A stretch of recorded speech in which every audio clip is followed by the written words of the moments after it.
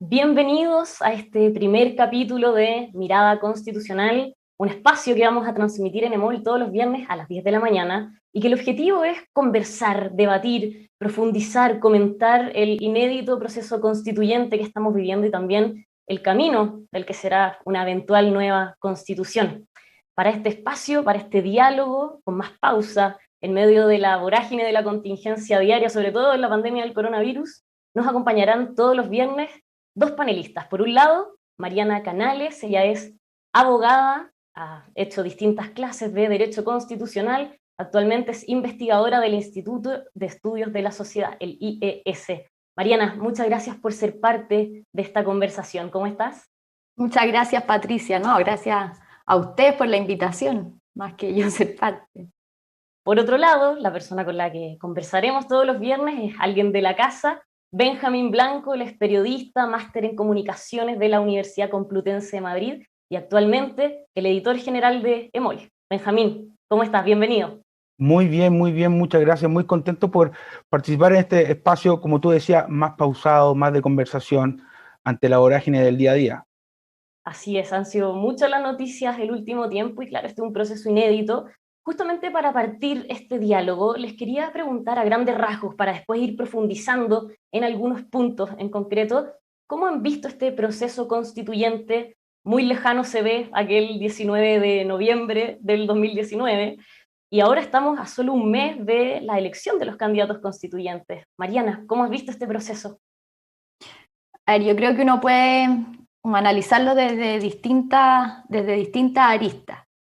Por de pronto, obviamente, es un proceso que es medio abrupto, medio inesperado y que ha tenido que armarse durante la marcha, y eso ha tenido una serie de complicaciones y a las que ha habido que hacer frente de manera rápida, eficaz. Y, por ejemplo, la votación en 2 días, ¿qué problemas tiene? Después podemos hablar más de esto, pero son soluciones entre la pandemia y que el proceso fue una respuesta a una situación específica. Obviamente han habido cuestiones a las que uno ha tenido que ir, a las que se ha tenido que ir respondiendo de a poco, y eso ha tenido cosas buenas y cosas malas. Eso por un lado. Por otro, es un proceso interesante porque no responde a la política común, ¿no? No está dentro de los parámetros de una elección de diputados o senadores, por ejemplo, una elección presidencial. Entonces eso creo que también tiene notas distintivas y también podemos hablar más adelante sobre eso. Y por último, también hay una cuestión adicional que es el enredo quizás que hay, porque al menos las elecciones son en conjunto con otras elecciones. Entonces también eso, si bien el proceso está claro desde un principio y tiene pasos que todos sabemos cuáles son, claro, al momento de la votación, el hecho que tengamos que votar también por gobernadores y por alcaldes, eso también le pone una nota, una complicación adicional o un enredo adicional al asunto. Pero creo que esos 3 puntos... Sí, o sea, más allá de que sea un proceso inédito de por sí, además está mezclado con muchísimas otras elecciones. Benjamín, ¿tú cómo lo has visto? Sí, estoy de acuerdo. El hecho de que recién en esta semana quedara claro que se va a votar en 2 días, demuestra que no es que haya sido políticamente improvisado. Lamentablemente la pandemia obliga a tomar decisiones que no deja a todos contentos o que asusta a varios. Recordemos que igual una votación en 2 días, resguardando la urna, genera resquemores en varios sectores, y no es para menos, es algo inédito, y más encima es inédito en una votación muy compleja, que son 4 votos, como decía Mariana, y el voto, bueno, más trascendental sin duda es la de los miembros de la Convención Constituyente. La gente, en general, conversando con candidatos, la gente está muy interesada en el proceso, está muy interesada, pero aún con cierto desconocimiento. Todavía no tiene claro cómo funcionará, cuáles van a ser las reglas, qué va a pasar al final de la convención. Y además, el hecho que se vote con otras autoridades Le añade, claro, un tema de complicación, pero también políticamente se da un fenómeno distinto, porque la elección de alcaldes, por ejemplo, puede influir a la elección de constituyentes, y la elección de constituyentes también puede influir a la alcalde en distintos escenarios y distritos. Pero también hay una mezcla ahí que es interesante considerar para el día ahora 10 y 11 de abril. Benjamín, tú comentabas esto del tema del desconocimiento. Evidentemente hay mucho interés por todo lo que hace el proceso constituyente. El mismo plebiscito lo reveló así, la mayoría del país votó por el apruebo. ¿Ustedes consideran que este desconocimiento pasó por un tema de que se daban todas estas elecciones al mismo tiempo, junto con lo que estaba pasando con la pandemia, y quizás no se pudo afrontar de la mejor manera cómo entregar la información, o fue algo que simplemente se vino encima? Yo puedo... Sí. Mariana. Creo que que la elección sea en 2 días ilustra justamente eso. Que claro, es un proceso que no estaba en los libros de nadie y que obviamente ha habido que armar durante la marcha, y eso tiene una complejidad en sí mismo, pero además han habido un montón de señales equívocas. Como que claro, no ha habido una ruta, lo que uno esperaría que fuera clara, como que uno esperaría más claridad, más decisión. Y creo que el ejemplo de la elección en los 2 días responde justamente a eso. Que como si es que sabemos que se va a tener que votar por muchas autoridades, si es que sabemos que es una elección que en sí misma es complicada, uno, ¿por qué no se previó? Esta es una decisión que quizás debió haber estado tomada muchísimo tiempo antes, y eso todos éramos capaces de verlo, que iba a ser un enredo, que iba a ser una complicación.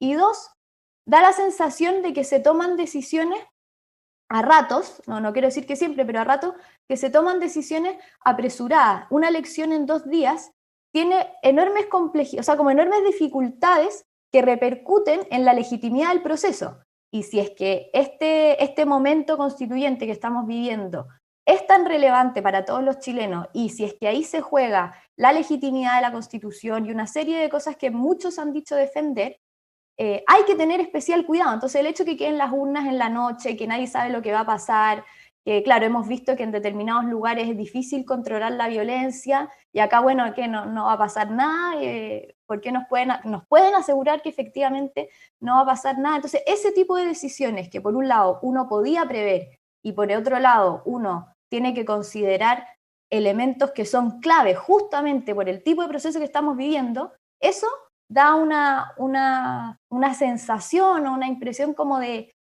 no sé, no es inseguridad la palabra, pero claro, como que falta claridad, falta algo. Yo creo que eso repercute en gran medida en el desconocimiento, confusión que puede haber en general. No digo que sea la única causa, pero claro, a ratos han habido señales equívocas, y mi preocupación es que eso podría repercutir en la legitimidad del proceso, que es una de las cosas que más tenemos que resguardar, ¿no? Entonces eso es lo que llama la atención. Benjamín. Sí, mira, yo aquí me quiero retrotraerme un día fundamental en toda esta historia, que es el 25 de octubre, cuando fue el plebiscito. Ahí pasan 2 cosas importantes. En los días previos al plebiscito había un temor muy grande de que ocurrieran situaciones similares a la PSU o la ex PSU que ocurrió el año pasado, cuando se tomaron locales o intentaron boicotearla. Y había un temor que ocurriera eso en los locales de votación. Finalmente eso no ocurrió, eso por un lado. Luego votó, bueno, un 50% del padrón, un poco menos, pero votó mucha gente que no solía votar, de comuna con mucha población de Santiago, La Pintana, Puente Alto, Maipú, por ejemplo, y no votó gente que solía votar, gente de más edad. Obviamente esto influyó por la pandemia. Entonces, eso fueron parte de las razones que llevaron al gobierno a tomar esta decisión de ampliar los 2 días. Considerar que va a votar mucha gente, pero que además darle como el espacio a gente que no votó el 25 de octubre, que vote ahora. Pero, como decía Mariana, bueno, eso fue el 25 de octubre, o sea, pasó 1, 2, 3, 4 meses y medio, y se podrían haber tomado otras decisiones. Se debatió un tiempo la idea del voto asistido, que incluso se abrió ese debate después del 25 de octubre, y finalmente no llegó a nada. Y bueno, de vuelta a las vacaciones, el gobierno sale con esta idea, que para suerte del gobierno, la logró aprobar con apoyo importante en ambas cámaras. Eso igual le da un cierto respaldo de transversalidad a esta idea que puede tener consecuencias complejas. Ojalá que no, evidente, pero puede tener situaciones complejas porque lo más seguro es que en las grandes ciudades no ocurra nada. A mí lo que me preocupa es que ocurra cosas en lugares más rurales, en la Araucanía, en que a lo mejor la intención no sea cambiar los votos para que gane un candidato, sino más bien boicotear el proceso. En medio de estas señales equívocas que hablaban, claro, y mencionaba Benjamín que el voto en 2 días se aprobó en ambas cámaras, pero de todas formas la gran crítica era que el gobierno había llegado tarde con el proyecto. ¿Cómo ven ustedes también, quizás como señal equívoca o no, lo que sucedió con la franja electoral? Que, claro, de repente con casi 1.400 candidatos se dieron cuenta que muchísimos de ellos, 500 por ahí, no iban a poder tener ni siquiera un segundo, una milésima de segundo en la franja. Esto también podría ser considerado como una señal equívoca para ti, Mariana. Sí, a mí lo que me llama la atención de este tipo de decisiones, más allá de cuál sea el resultado, o sea, uno podría discutir si es que tienen o no tiempo en la franja, a mí lo que me llama la atención es, todos sabemos que estamos en un proceso que no solamente es complejo, sino que también es importante. Entonces a mí el hecho de que hayan decisiones, que podría ser el ejemplo de la franja, podría ser la elección u otros, pero el hecho de que hayan decisiones que tengan que tomarse, que uno podía prever y que no se tomaron en su momento, me llama la atención, pero no es una cuestión de que cómo vamos a tomar decisiones rápido, no, es justamente como por el proceso que estamos viviendo. Yo creo que en este proceso es especialmente importante tener reglas claras, que la gente sepa a lo que se está enfrentando, porque una de las cuestiones que se discute de la Constitución actual es justamente su legitimidad. Entonces creo que en todo esto uno tiene que ser especialmente cuidadoso con la legitimidad. Eso creo yo que es el tema, como el punto que está detrás de decisiones de este tipo que se toman un poco sobre la marcha o encima. Pero Mariana, para ti, ¿quién era el encargado de tomar estas decisiones o poner las reglas del juego claras desde el comienzo? ¿Era el gobierno? ¿Era el Congreso? ¿Era algo más transversal? ¿Quién sería el responsable entonces de estas señales equívocas? Sí, yo creo que acá hay como dos respuestas. En primer lugar, es la clase política en su conjunto tiene una responsabilidad muy grande. O sea, el hecho de que el acuerdo constitucional haya salido del Congreso, claro, no es que hayan hecho un acuerdo y después arreglen. No, yo creo que hay una cosa de actitud, de discurso, que el Congreso sí tiene responsabilidad. La clase política en su conjunto, el Congreso y políticos en general. Ahí hay una actitud republicana, si uno quisiera decir, que sí importa, y que ahí la clase política sí es responsable, y aunque el gobierno, o sea, aunque el Congreso no sea el gobierno, sí tiene responsabilidad en favorecer los acuerdos, en que haya una política de calidad en la que pueda enmarcarse este proceso constituyente. Y eso yo creo que el Congreso sí tiene una gran responsabilidad. Eso por un lado. Y por otro, el gobierno, bueno, encarna el poder ejecutivo. Y el poder ejecutivo tiene responsabilidad en la conducción de este tipo de procesos. No obstante sea un acuerdo transversal de la clase política en su conjunto, el gobierno, aunque haya dicho que en su momento que no va a ser muy partícipe en el proceso, en el sentido de que, por ejemplo, el acuerdo salió del Congreso y no del gobierno del presidente Piñera, no obstante eso, sí tiene la responsabilidad de conducir el proceso. Entonces, en eso, claro, uno sí puede atribuir responsabilidad al Poder Ejecutivo. Benjamín, ¿cómo ves lo de la franja y también las responsabilidades? Ahí pensaba un poco, claro, que parlamentarismo de facto para lo que me gusta, pero para lo que no me gusta no hay parlamentarismo de facto, porque, claro, el Congreso en varias cosas ha actuado incluso saltándose la Constitución, atribuyéndose poderes que no tiene, y en este caso, en que sí tenía un mandato político importante, no lo tomó en su momento, más allá de que hubo propuestas de parte de algunos parlamentarios, pero no hubo un acuerdo mayor de las fuerzas políticas.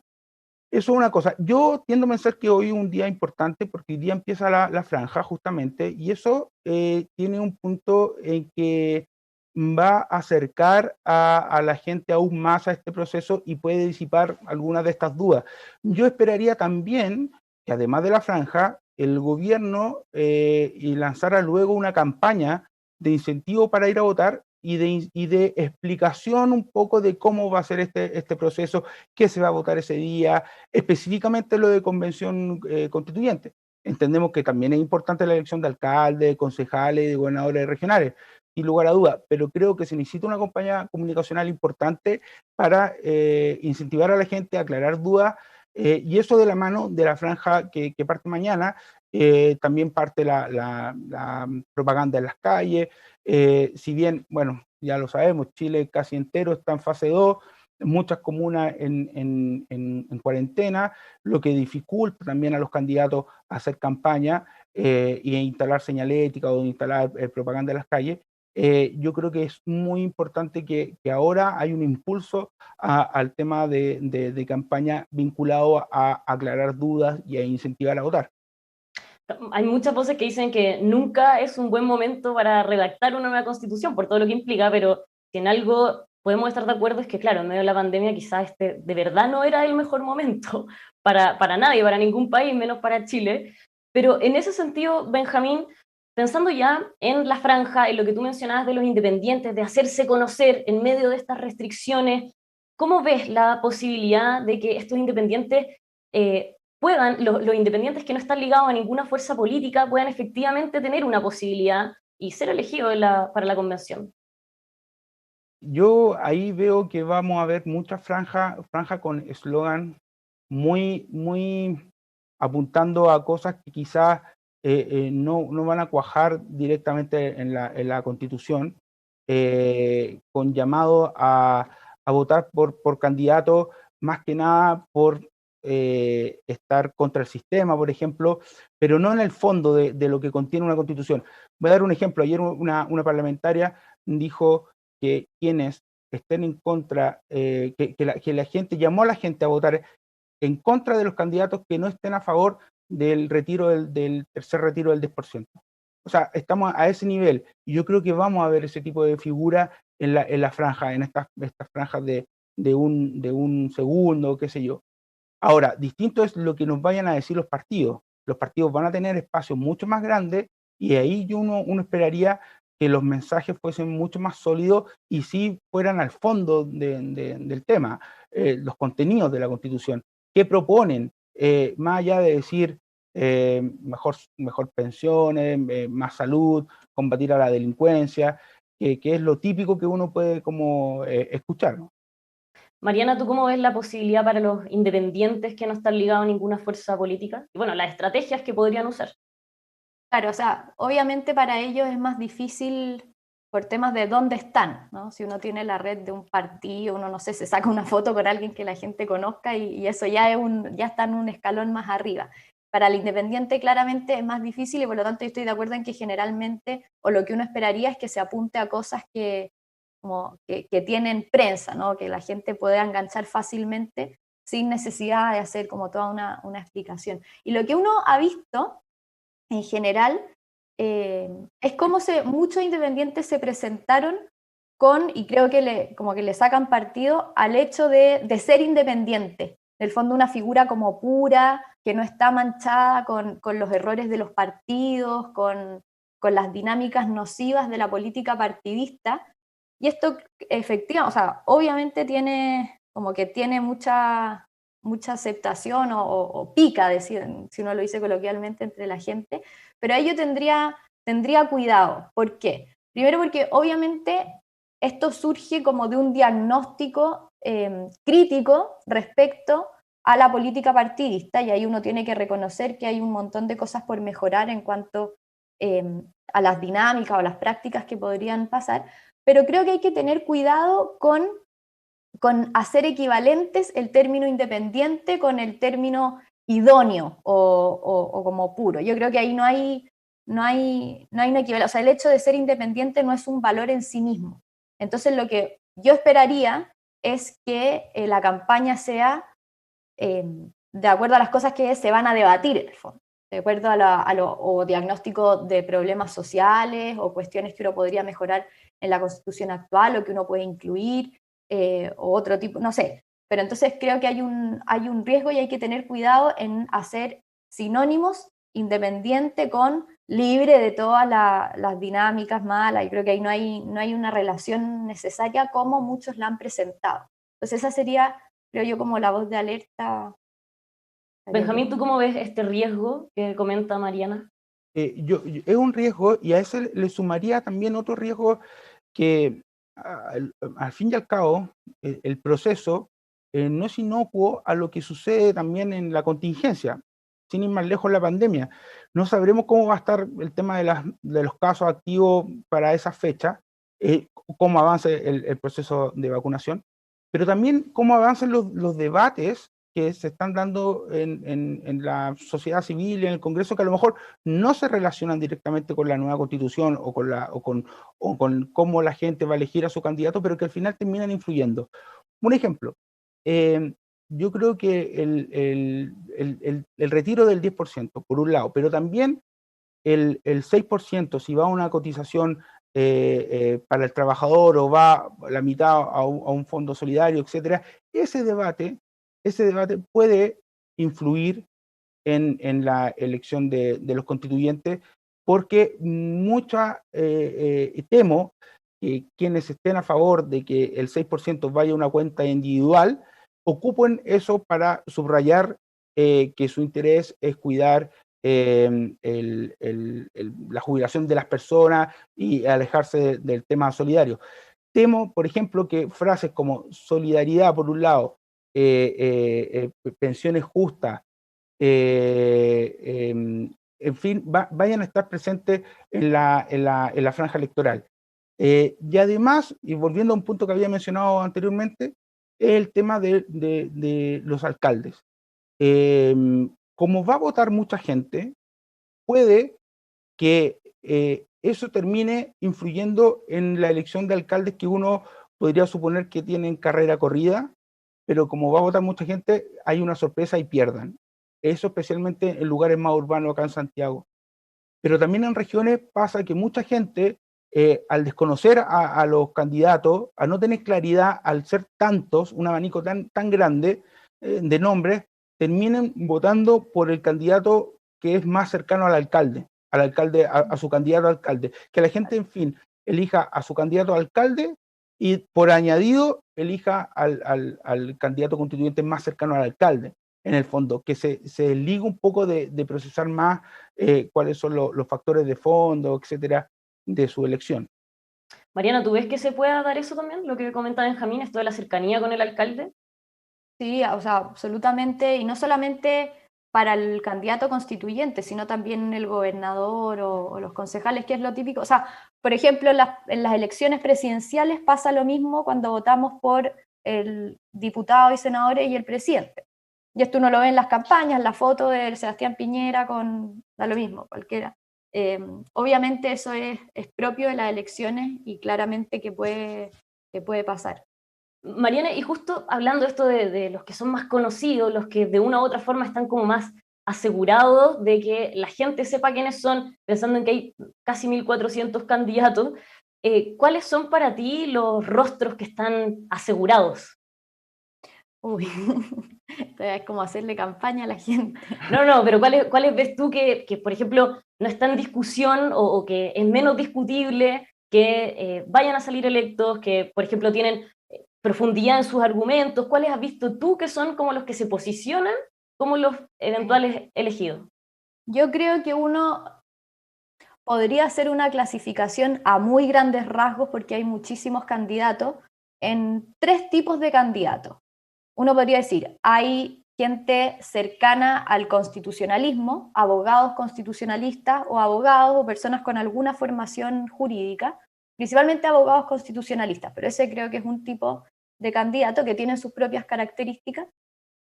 También están los candidatos que son políticos de oficio, ya sea que sean exdiputados y senadores o que han sido ministros, pero que han participado en la política activamente. Uno podría pensar, por ejemplo, en Felipe Arbó, Marcela Cubillo, esa gente. Y hay también los independientes, por ejemplo, que son personas que que o tienen cierta vinculación con el mundo público, por ejemplo, que han sido Ceremis, o se me ocurre Federico Iglesias, por ejemplo, en Rancagua, o que de la sociedad civil, de fundaciones, o que tiene algún interés en participar en este proceso. Por ejemplo, Tomás Recart, de Enseña Chile. Entonces creo que, claro, cada uno tiene sus aportes específicos, y dentro de esto hay algunos que van a tener más oportunidades, creo yo, que otros. Por ejemplo, no sé, Marcela Cubillo, es muy probable que salga electa por la comuna en la que está, por quién es, etc. Bueno, uno podría incorporar también la paridad en el análisis, etc. Pero sí creo que cada uno de los tres tiene algo que los otros no tienen. Entonces sería muy interesante tener ahí una mezcla que termine, que favorezca o que posibilite una constitución más completa o mejor, o con distintos elementos. Benjamín, ¿tú ves también estos tres grupos que hablaba Mariana? Y sí, yo veo, le sumaría, bueno, le sumaría un grupo que es, no lo llamaría los tuiteros influyentes, pero hay mucha gente que llegó a participar del proceso un poco imbuido por el espíritu, entre comillas, del 18 de octubre, y que a lo mejor nunca han tenido una relación ni con la política, ni con la Constitución, y que seguramente de ser elegidos no van a volver a tenerla más adelante. No es que sea malo que estén, puede que sea necesario. Al fin y al cabo, la idea es que sea una convención muy amplia y variada. Pero si tú me preguntaras lo mismo que le preguntaste a Mariana, yo me la sacaría de otra manera. No estoy seguro quién tiene más o menos un nombre, el triunfo asegurado, o integrar asegurado el ser miembro de la convención, pero sí yo creo, y eso va a ser muy entretenido también para los medios de comunicación, sí yo creo que van a haber muchas derrotas emblemáticas, porque hay muchos nombres conocidos, muchos nombres de expolíticos, muchos nombres también de los que menciona Mariana, de abogados cercanos al tema constitucional, y que no van a salir elegidos todos, y que van a haber derrotas emblemáticas ese día, que uno va a decir, oye, mira, este que es muy conocido, o que uno podía suponer que podría ser elegido, no entró. Un ejemplo, veo difícil, a lo mejor me voy a equivocar, pero veo difícil que Gonzalo Blumel y Cristian Monkeberg sean los dos elegidos en el distrito 11, no me equivoco si el 11 o el 10, pero el distrito de Providencia, Ñuñoa, Macul, etcétera. Por la lista, por la cantidad de otros candidatos, por las otras listas, por el tema de la paridad. Entonces yo creo que eso sí va a ser interesante, y va a ocurrir, de que van a haber nombres interesantes que van a quedar fuera. Mariana, ¿crees que se podría dar esto que comenta Benjamín? Sí, yo creo que sí. Yo soy bien mala para los pronósticos políticos, nunca le achunto, y me confunden los sistemas electorales, pero indudable, o sea, hay muchísima gente, aparte que es una elección que es rara, porque la gente busca cosas distintas. Entonces yo no sé si se puede leer bajo las lógicas de otras elecciones.